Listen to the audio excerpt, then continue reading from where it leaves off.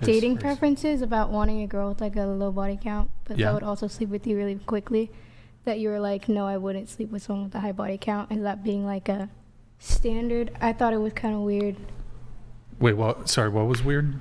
That you like wouldn't want to sleep with someone with a high body count, but you also don't want to get married. So it's like, why? I mean, as if it's like an STD thing and they're clean, like why would you not want to? Well, I'm a little confused as to the tying it into the marriage thing, because what would me wanting to get married or not wanting to get married have to do with finding it more optimal to date somebody who hasn't slept with a bunch of men? I'm just saying, like, why is that like decreases their value is what you would think, which I also like feel that way too. So it's like, but if you're not dating for marriage, like what are you dating for? Well, do you think you can't have a lifelong girlfriend and have kids? No, I think that's ridiculous. Yeah, why is it ridiculous?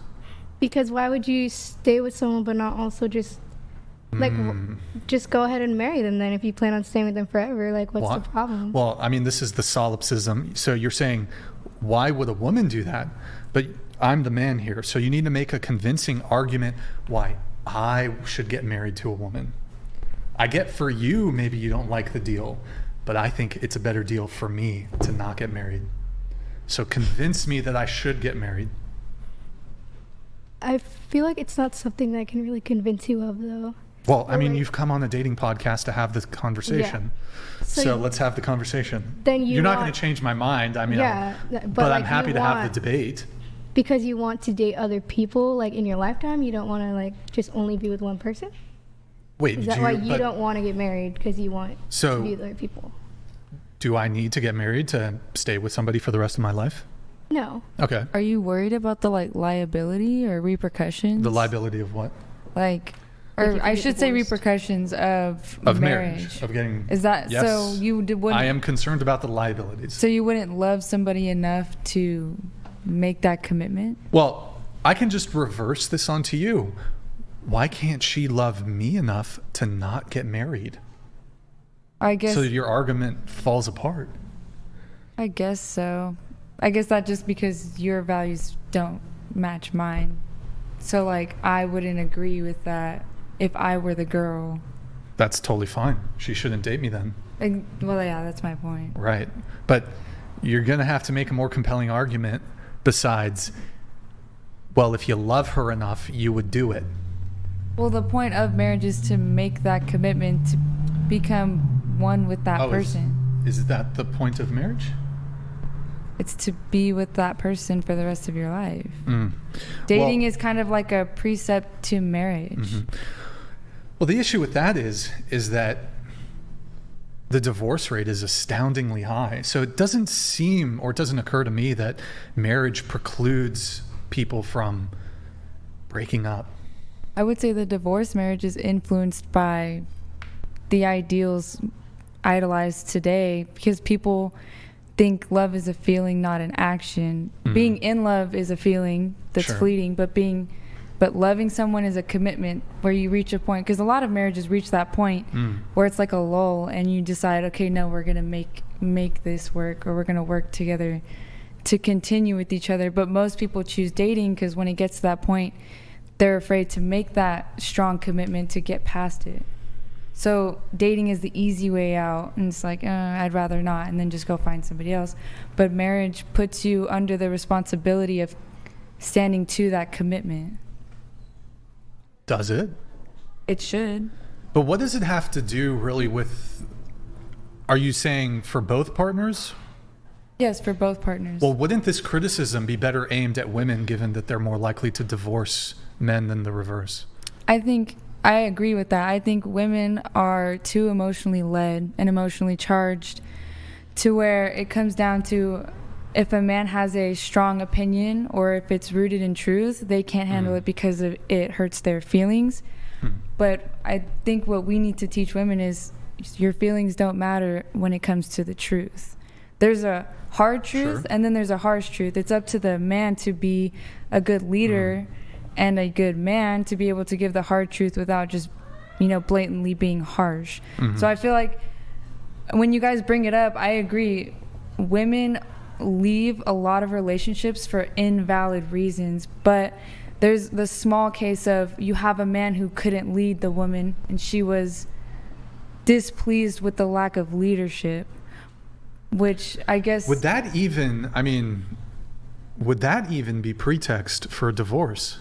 I have some things that I want to add to going off. Wait, let me really quickly ask Andrew. Andrew, let me ask you a question. A Christian woman marries a Christian man, and he is, at least in her assessment, failing in his capacity to lead in the relationship, but he's otherwise a good person, a good man, there's no abuse. Is that enough pretext for a divorce? No, Paul addresses this specifically. So the Apostle Paul says that even if the man falls away from Christ, the woman should stay married to him if she's a follower of Christ, because the likelihood is higher that he will be brought back to Christ by her not abandoning the marriage. No, I understand. From a faithful perspective, that's different. I'm talking more of a secular. Oh, you're okay. Secular. We can keep it secular. Right, because as a woman, for me personally, I pray for a husband because who better to choose my husband than the creator of all things? And me personally, I like to wait and work on myself so that when I come across a man of such value, I'm valuable enough for him to pursue me in such a way. Because I would prefer to have a traditional type of love, but in today's age, it's extremely rare. Well, so I would like to bring it back to the whole marriage thing. Really quick, though, there's a chat coming in. I'll let it come through, then we'll get right back to it. Ogle donated $200. Okay, so hypothetically, if there was a prenup that said you get $0 upon divorce, would that still be an acceptable commitment of marriage in the ways they're describing? To you two? Yes. I feel like it's a cop-out if you sign a prenup. It's like you're already planning for failure. Oh, I see. Well, that's awful convenient to say, but I wonder this, right? And of course, I already know what your answer will be because it's a cop-out answer, but let us assume for a moment that the divorce courts were rigged in the favor of men instead of women, right? And that women were getting screwed over as much as men have gotten screwed over in the last 50 years inside of divorce courts. Would you say then that a woman should protect herself by getting a prenuptial agreement? Because if she didn't have said agreement, then if they did divorce, the man had all the earning capacity and she doesn't, and she needs to protect herself. And let me add on to this. In this hypothetical scenario, men are initiating 80% of the divorces. Okay. I understand the reason for signing a prenup. Like, I understand the reason. But can you answer my question? Right. My question is, if the roles were reversed in this scenario, would you advise your friend who's a woman to have a prenuptial agreement so that if a divorce happened and he had all the earning capacity that she could protect herself? I would tell her, don't get married if you can't make that risk. If you're not willing to make That's the exact advice that I would give to a man in reverse. If a woman is unwilling to sign a prenuptial agreement, then don't get married. No, I mean, don't get married if you're debating a prenup because you're right. You're saying the same risk. thing I'm saying. If you're debating a prenup, then don't get married. Right. Okay. Same thing I'm saying. Right. So I would say that if the woman is willing to sign a prenuptial agreement, yeah, sure, get married to her, because then she is offering stake and equal to your own. And if she won't sign a prenuptial agreement, why get married to her? I see what you're saying. Like, if she's not gonna leave you anyways, it wouldn't matter. That's right. That makes sense. I guess the reason why I wouldn't, it's because it's like he's making a statement of, I trust you. So to me, it goes a little bit past the, like, how do I say that? The, like, cut and dry. It's just legalities. Let us imagine for a moment. Let us assume that there was a bowl of M&Ms, okay, and they were all brown M&Ms. 50 to 60 to 70% of them were actually poisonous cyanide, and 30% of them were not. poisonous cyanide, right? However, the person tells you, listen, I have checked these M&Ms, okay? I have checked them. And here, I'm going to hand you one of them for you to eat, and I need you to trust me. Or, option 2 is you can take the M&M and get it laboratory tested, right?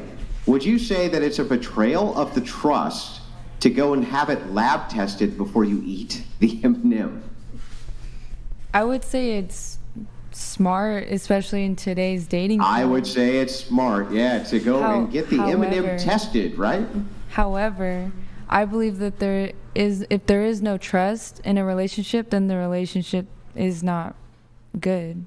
I want you to know that this was cleverly done, how you tried to skirt the question. You didn't actually answer it, though. And so to ask you again, would you say it's a breach of trust to have the cyanide M&M, the possible cyanide M&M, tested, even though the person you love said that they already tested it? Are you actually breaking the trust by having that tested before you eat the M&M?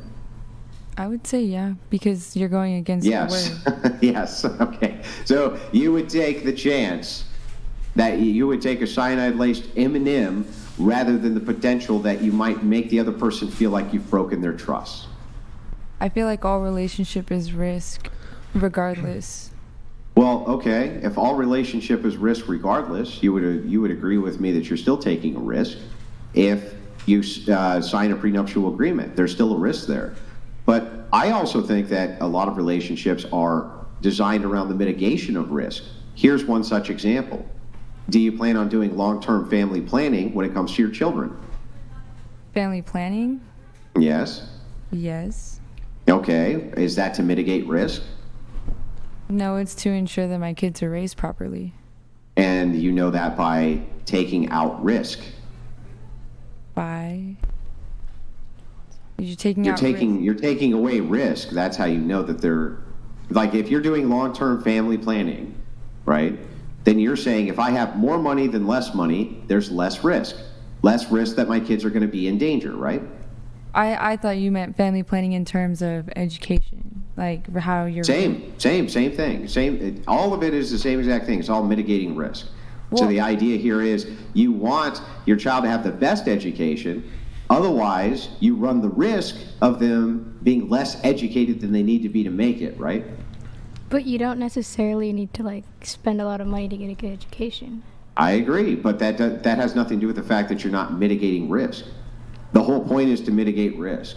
So every time I look at married couples and I look at couples in relationships, they do everything in their power to mitigate risk, except sign this fucking piece of paper, which is really weird to me. And it seems to me like they don't want to sign the piece of paper because they don't want to mitigate his risk.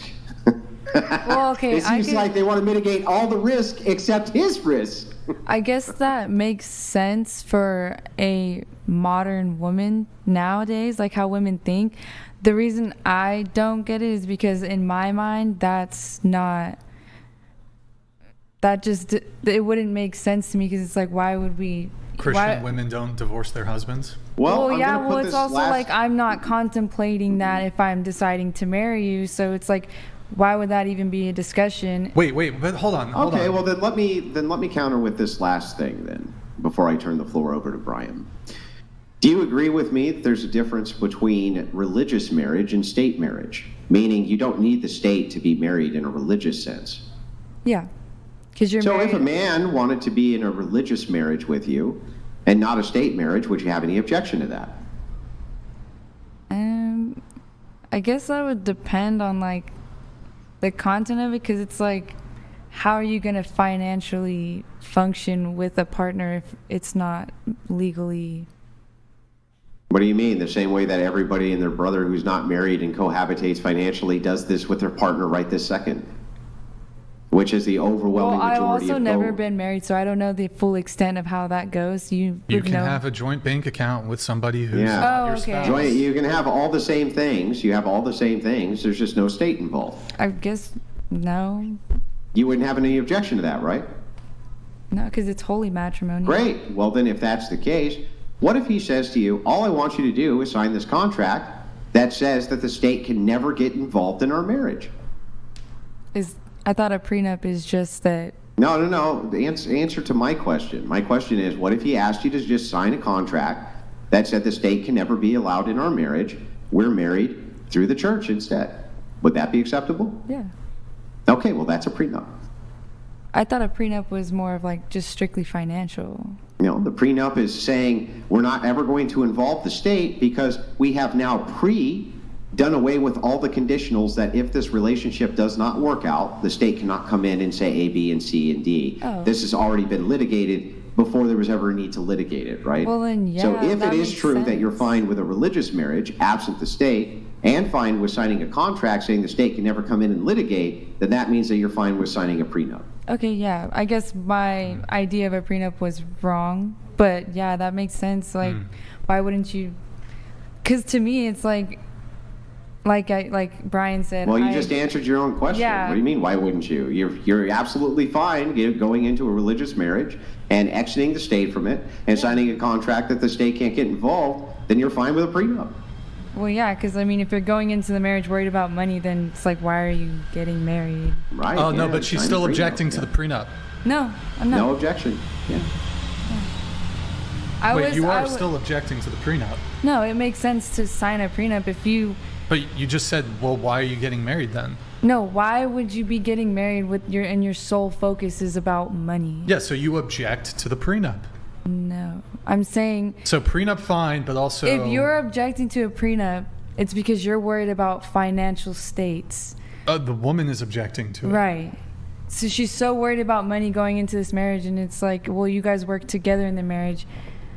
And am I making sense? Yeah, you're making sense. Okay. You had something. Yeah, I just remember reading like this stat, and I don't know how accurate it is, but it's like 50% of marriages ending in divorce isn't accurate for like first-time marriages. The number's kind of skewed for people who've been married like 2 or 3 times, Sure. and those marriages usually end like, and so it kind of like skews the Sure, absolutely. the data there. So Sure. Is I there think, further? yeah, I mean, just kind of like, I think there's maybe more reason to get married if you're getting married to the right person and it's your first time. Then there's a less. Sure, there's less. If it's the first time getting married, there is a less of a risk, I Yes. suppose. But also, like, if you have kids, I mean, I think it's better to be married. Why? I read in my like kids, it was like child development or something like that, and I don't know Oh, so it's why. soft science? No, not. Oh, it's- not even the science? Okay, go ahead. It's well, I don't know, but I just read it in my child development class, and Yeah. it was just basically that people who come from a married household, like, have I don't know, they are more successful. They can be. It's not a guarantee. Not a though. guarantee, but it's like Highly likely. it's more likely that you will have a successful child if you are married. Is it more likely you'll have a successful child, or is it that people who are married happen to have more successful children? Like, I don't think it causes it necessarily. Yeah, I mean, I don't know for sure. Was there something more that you had, or was that? I mean, it was those two. Okay. Yeah. I have to read this really quick. Legendary trash pans. I better get legendary status for this. Stop interrupting. Stop interrupting.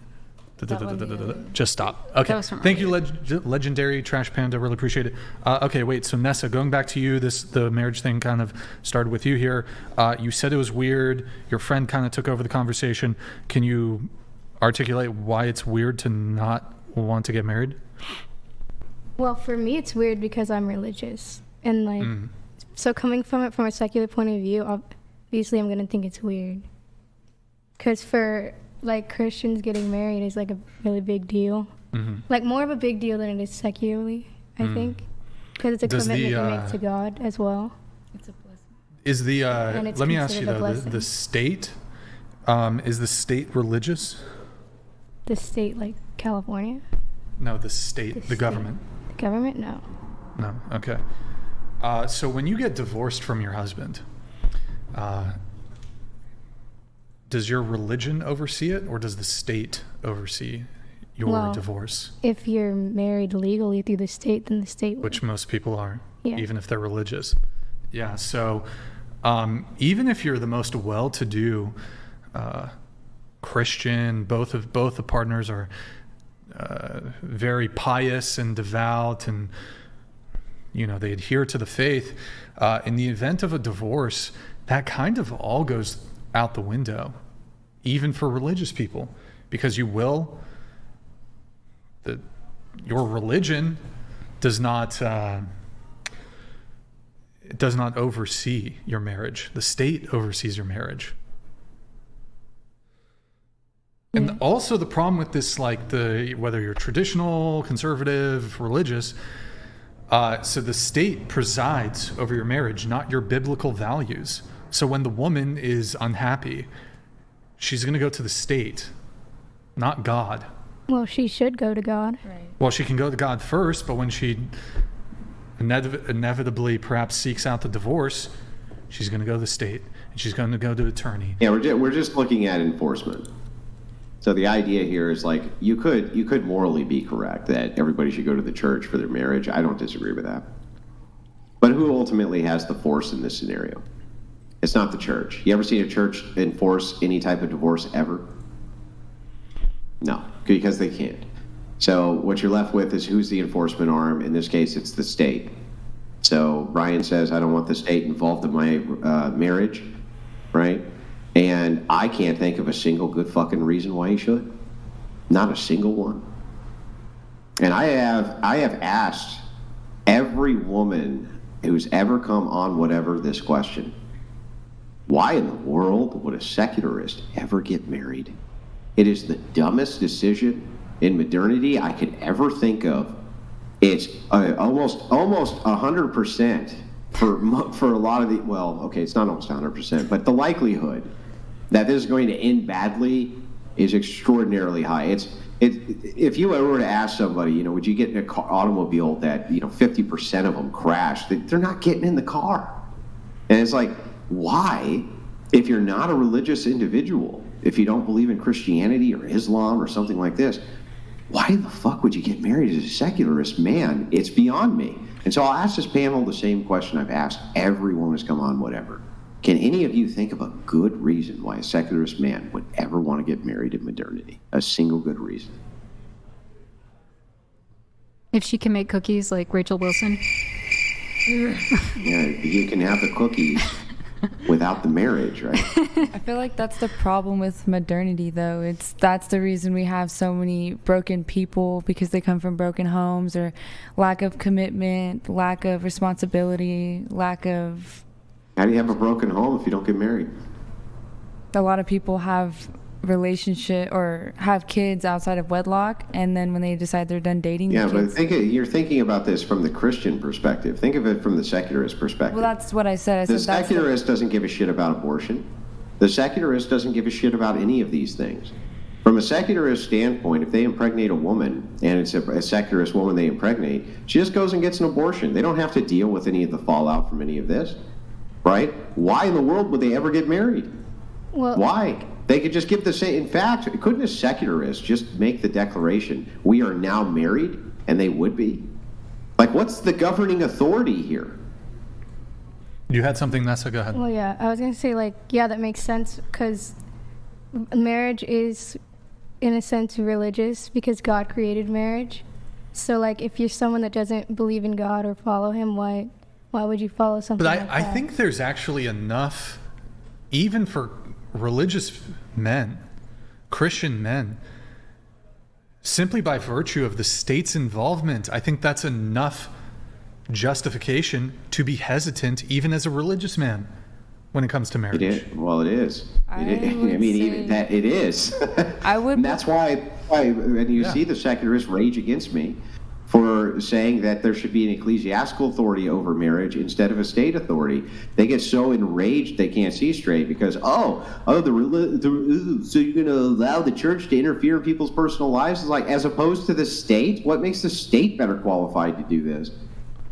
Well, I guess because the church isn't God. God is the ultimate authority, so that, I guess that... Yeah, when was the last time you saw God come down and stop the state from coming in and enforcing a divorce?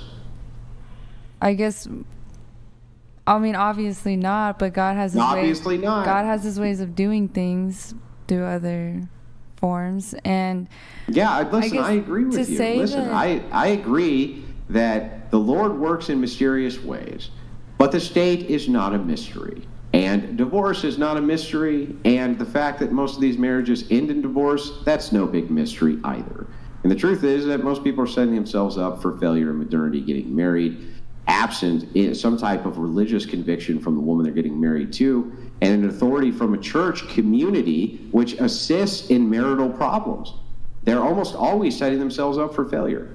The state can't offer any of those things and doesn't. So from a secularist perspective, what the fuck is the point of them getting married at all? Then Like, what is the actual point? what's the point of dating if dating is based off of the structure of marriage? What? We get Well, dating. well, I don't think they dating believe in is it. marriage without the actual full commitment. You do all the things married people do. Why couldn't you have the same What? commitment? Say that again? Why couldn't a secularist have the same commitment? Why couldn't a secularist woman and a secularist man just declare that they're married and they would be? Well, why don't they? 'Cause They do. They do. So many secularists are like, nope, not doing the marriage thing, but I'll commit to you for the rest of my life. I guess I've never. Wait, what's the point of dating? I mean, recreational sex, procreational No, sex, I'm having a partner. saying why call it dating if you're getting the entire structure of dating from the structure of marriage, just without calling it that. Well, okay, so I don't think that they consider, when you say the structure of marriage, a Christian marriage, are you saying that when Christians date, it's within the confines of the structure of marriage? I call it courting because dating or courting would be leading to marriage without the physical interact or intimacy. Why couldn't a secularist do the exact same thing? Do they not? Do they do that? Yeah. There's plenty of they court secularists up who will until do. marriage. Yeah, there's plenty of secularists who won't have sex until marriage. So For all sorts of different personal reasons, yeah. when is the turnover for them if they don't call it marriage?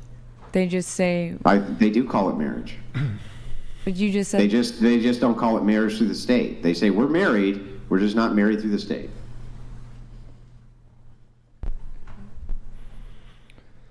Wait, so okay, going back really quick, then I'll move things on. Why is it weird again? What? Why is it weird? To not get married? Yeah. I mean, if that's what you want, I mean, I guess it's not weird. If you really don't want to get married, you don't have to. Sure. And yeah. like, but I was thinking, you were saying like, what's a secular reason to get married? It's just because, mostly if you want to have kids, I would think. If you don't plan on ever having kids and like, Wait, okay, and well, you're secular, sure. I'm sure there's no point to get married. But Let's say like, I want to have 7 sons. Explain to me how marriage is going to facilitate that. it's just like when you're married, your household is more likely to be stable than if you weren't. And kids need a stable household. Okay, so I'm dating a woman. We love each other, etc. What changes before marriage? Like, what's the difference? What actually changes? Like, It's how does it just a become more commitment. stable? Because you're committed to each other. What do you mean? like, She can go to legally. she can go to step into an attorney's office Whoa, the day whoa, after. legally. So what changed is that there's now force. Well, because if you're secular and you're not getting married religiously or legally, like how are you married? Okay, we're not talking about that. Their Well, point hang on, is, what hang is on. the He's definitive asking act? this Factor question. That makes it different. Yeah. Here's the question he's asking. He's saying they love each other, they adore each other, they want to be with each other forever and ever and ever and ever again. What changes the day after they sign a marriage contract that suddenly makes them more stable? Well, it's a label.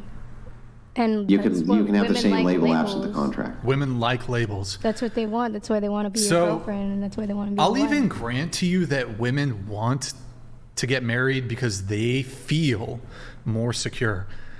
But you're talking, you need to make a compelling argument for why men should get married, and how you feel is not a compelling enough reason. Did you want a secular point of view of that? Because Yes. Well, if they know their woman wants to feel stable and that marrying her will make her feel that way, then why wouldn't you But marry I can her just to make her reverse happy? this and say I would feel more stable if we didn't get married. Yeah, That but like, would just nullify it. Because if you guys Exactly. don't agree. yeah, but if you don't agree, why would you even be together in the first Well, you're place? asking why it's. Well, she's going to have to defer to me. Otherwise, I mean, if she keeps pushing it, that's the end of the relationship. I just think most high value women would want to get married, and that's why you would do it if you want to attract a high value woman. I mean, but if You're you can. saying women who are not inclined to get married are low value? No, I'm not saying that as a blanket Okay. statement, but I am saying, based off trends and analysis, it seems like higher value women would want to get married. Why do these high value women, marry high value men, I'm assuming? Mm-hmm. They seem to overwhelmingly end their commitments and relationships by getting divorced. Not all people who get married are high value, though. Sure, absolutely. But and also, what is a high value woman? Oh, I'm going to get myself in trouble here. Okay, go ahead. I don't know. Like, shares like the same morals as you. Okay. Like, is willing to, I don't know, cook for you. I mean, Oh, she's willing to be submissive? Sure. Like, Oh, but okay. Okay. So she's submissive enough to follow my lead and not get married to me. Wouldn't that you be just submissive? Uno reversed me. I feel like that's What it. else though? What else? What else makes a high value woman? I guess just if they're willing to put 100% into the relationship. Yeah. So, Okay. So she's submissive, right? I mean, that could be part of it. I know Yeah. that's something for you. And I've made the determination in all my wisdom and intellect and so forth that getting a marriage under the state is the wrong move. Okay. And so she has to defer to my decision as the leader. And if she's going to be submissive, wouldn't that be submissive of her to defer to my position on this? Yeah, but Okay, based. Based submissive girlfriend for life. crickets. I mean, I'm kind of. by the way, TTS is $69. If you guys wanted to get it in, we've lowered the TTS to $69. Now, Brian, I do have an argument Yeah, on behalf of secular marriage that I've never given to you, let's hear it. but it's going to blow you out. So I just want to make sure. sure. All right, you ready? Go ahead. Yeah. From the Christian angle, secularists should get married because they're going to get the shit kicked out of them so badly going through this marriage that their likelihood of coming to Christ will be greater. That's a new one. Based.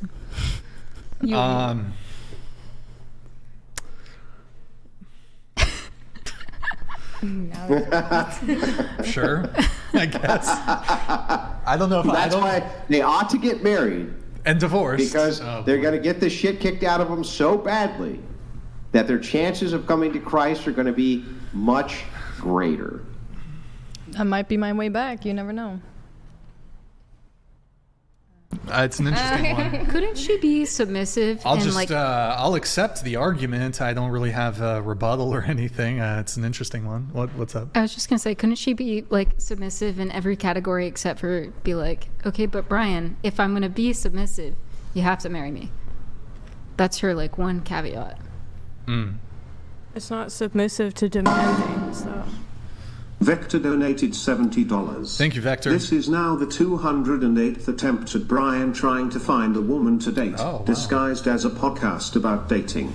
It looks to me like he is still unsuccessful. Poor Brian. Well, I don't make it a habit to I date the women who are on the show, who come on the show. So this is not a podcast where I'm trying to date the panelists, but Vector, I appreciate it. Thank you. Christ is Lord donated $69. Thank you. Brian, if you don't want to pay on the first date for a non-traditional woman, why then should a traditional woman go against her values for a non-traditional man that wants sex before marriage? If I don't want to pay on the first date for a non-traditional woman, why then should a traditional woman go against? I mean, if you're a traditional woman who wants marriage, I'm not the guy for you. Look, I think there's like this sort of idea here that it has to be all or nothing when it comes to being traditional. I think it's more on a spectrum, really, and people will fall somewhere on the spectrum of being traditional or non-traditional. I don't claim to be 100% all the way towards traditional, certainly not. Obviously, Andrew calls me a degenerate. I have sex before marriage, heaven forbid.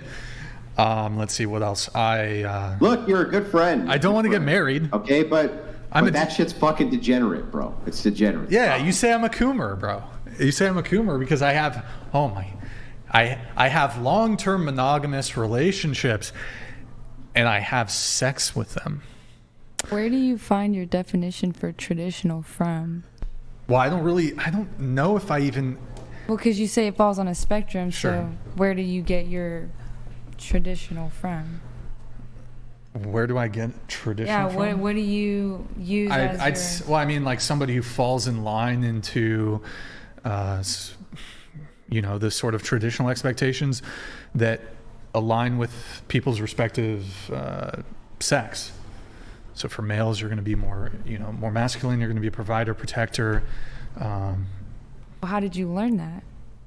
How did you learn what were the respective traditional roles? How did I? Is it just because that's what you like?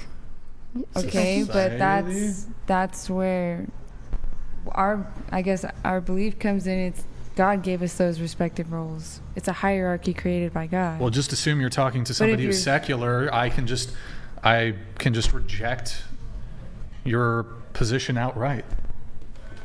Well, you still can't answer. You say society. Okay, where'd society get it from? Well, I mean, we can even look to societies that are perhaps were more atheist in their conduct, or even societies that predate. There's all kinds of, the Greeks and the Romans, they had their religions and whatnot. But, there's a component of, I think, tradition that would supersede religion. Usually those that fall outside of what we call tradition have immoral practice. Well, hold on. But while I would say that people who are religious tend to lean more traditional, I'm failing to, I guess, follow the argument here. Well, you said traditional is a... So traditional comes from religion. Yes. Because any society outside of a biblical traditional standard has immoral practice, and they usually have a lot of crazy ways of it. Sure, it could be. But would you agree that there are atheist men who are more traditional than Christian men? Well, my whole point is, where did you get your definition of traditional? Merriam-Webster? Right. But the root of it. But how about you answer my question first before you ask me a question? So are there some atheist men who are more traditional than Christian men? I've come across several. I honestly don't think so. It might be very rare, but is it possible? I'm not saying it's impossible, Okay, but so there's always an exception. Right. Okay.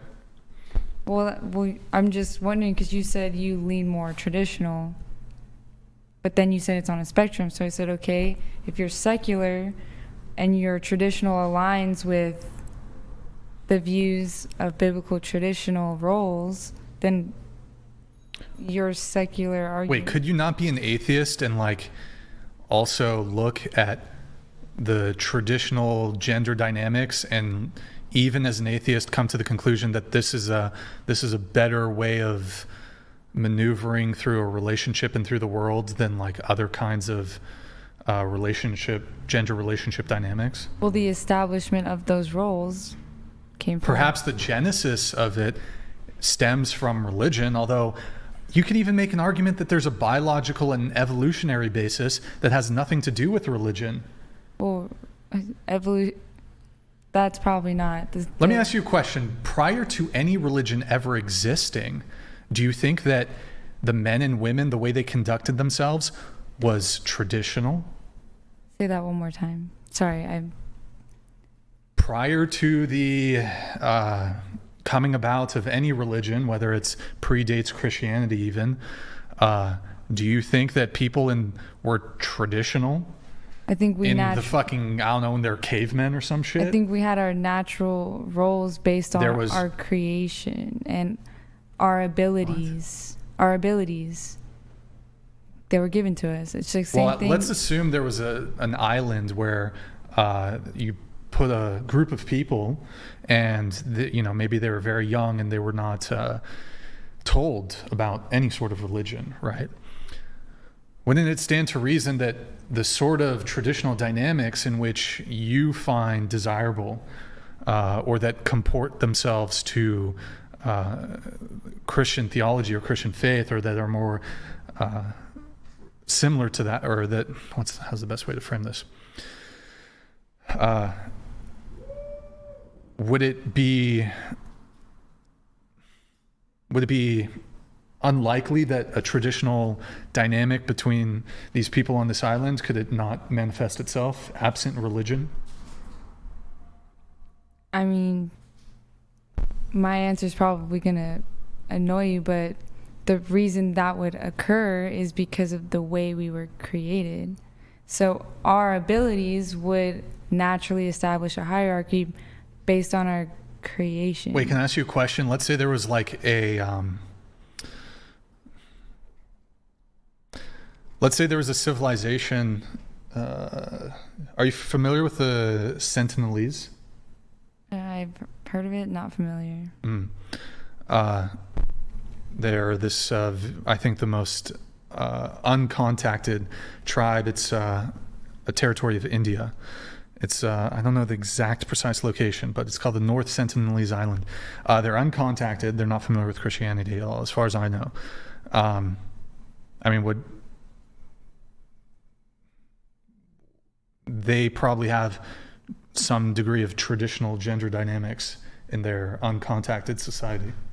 Okay, so what does Christianity have to do with them and their traditional, the way they perhaps more traditionally conduct themselves? Well, with or without someone believing in it, it doesn't negate the fact of we have our respective roles based on who created us and how we were created.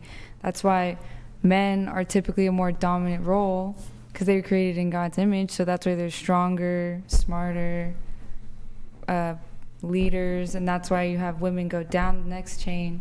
They were created in the likeness of man, but they're lesser, so that's why we're weaker, but we have other strengths meant to nurture. Then you go down the chain, you have children. So based women are not even from the Christian paradigm, women are not lesser. Well, lesser in the sense of, when I say lesser, I mean the argument that people make, like they're physically weaker. Tajillo donated $69. What's another name for coming inside a woman? Loading the dishwasher. Nice. That was children. By that argument, then you would be saying that children are lesser. So perhaps that's just not the verbiage that you wanted to use, right? Or perhaps just not the word you wanted to use. Ontologically, women and children are every bit as valuable as men are, right? They have the same value as men. There's a hierarchy of order. I think that's what you're alluding to, right? Yeah. Okay. I mean, shit, I get called a misogynist all the time. Even I don't think women have a lesser value than men. Right? I just think that there's a hierarchy. Christ is Lord donated $69. Andrew, regarding the paradox. If a woman has been redeemed, what argument justifies her to continue engaging in depraved and sinful acts against God? Because her man says it's not fair. Nothing. But that actually moves into the paradox. So the great paradox is from the perspective of the secularists. Think about it from both angles. You're only thinking about it from your angle. From your angle, you say, but she's reformed, she's come to Christ, and she doesn't want to do that type of behavior anymore. That's totally valid. Brian would agree that that's completely valid. But he also would say, it's really funny, though, that you came to Christ before you were dating me, and all these other men were able to get between those legs within the first 3 dates, and I have to wait 4 or 6 months. It seems like it's awful convenient. So while it's true that inside of a vacuum we can say, yes, that's what we want women to do, and I agree with that 100%, you're not going to be able to displace the argument from Brian that isn't that awful convenient that you do it just before you start dating me. right? So I suppose in every woman who reforms, there has to be the first one. Brian just says, I don't want to be that one, right? And isn't it super hard to blame him? That's where the paradox comes in. It's like, who's going to blame him? Well, I have a question. So I agree with Brian's point, but say when she was living that life, she was of lower value, meaning she brought less to the table. And then she went through a period of growth and maturity. She held off from it because obviously she can't wipe away her past. And then decides, she's going to approach relationships differently while also trying to bring more to the table. What would you say? This is an argument which is now being had in almost every major metropolitan Protestant church, Orthodox and Catholic church across the country, just in very hushed whispers. There is a slew now of women, because so many have been some form of sex worker at this point. The number is staggering, who later regret this decision and move over into Christianity. But the Christian men's perspective on this is that I still do not want to date her because she was a sex worker, right? And so the women complain, but wait, I was forgiven for my sins, which is true. You were forgiven. Christ forgives, and forevermore may you find all of the joy in life that you deserve. But that does not entitle you to a husband who does not prefer to have a sex worker, nor a woman with a high body count. And so what happens is women go to the church for a shield, but for the wrong shield. They're supposed to go to the church for a shield of faith so that they can enter into the kingdom of heaven and repent humbly of their sin. They're not supposed to go to church to get a shield from criticism for being whores. That is not what that is there for. And so this debate rages where the feminists have infiltrated the church and stated, no, these women deserve the kind of husband because they have reformed that they want. But that is simply not the case. Jesus, you get the salvation for the sin that you've done when you humbly go to the church and request forgiveness. Does not entitle you to a husband who is going to look past the demons of your past. He doesn't have to deal with that. If I want to add to what Andrew's saying, so like former OnlyFans girls, sex workers, high body count, promiscuous women, they can be saved by Christ, but Christian men do not need to then disregard their baggage and marry them. And I think that these are completely compatible. Well, I guess I was talking about, aside from the baggage, her morally and value-wise increasing, like I said, bringing more to the table. Like, okay, which is everything what? You want in a woman. I feel like Andrew's answered this before, but everything you want in a woman, but she was misled in her younger years and made. Then it's not everything you want in a woman. It's a contradiction in terms. Okay. So you can imagine me saying that the highest priority I have as a woman, let's say in Brian's case, he says, one of the highest values I have is a woman who has a very low body count. And you say, okay, but what if it's the perfect woman absent this thing? My argument to you would be, well, then it's not the perfect woman, right? Because it doesn't fall within the guidelines of what he considers a perfect woman to be, which is a low body count. So what happens is this great circle, right? But wait, I'm now everything that you wanted. That's great, but what about the fact that you still have this criteria that I want less than any other criteria? And so I don't know how women offset that. I just want to let you know, men are completely revolted by women with high body counts. It's ingrained, and here's why it's ingrained. It's ingrained because men only recently could be assured of paternity. Oh, that's a recent invention where you could go get a paternity test and know that your offspring was yours. That was elusive to men. Kings would have given kingdoms to have known if the prodigy was theirs or not, if the offspring was theirs or not. Now we can do this. But it's so ingrained in us that we have a woman who is completely and totally monogamous to us only, so that we can assure the offspring is ours, that we find it completely revolting if they have a high body count, because From our perspective, it almost assures the offspring will not be ours, and we will end up being cuckolded. The assurance of the offspring not being yours, would that be because you can't trust her to not be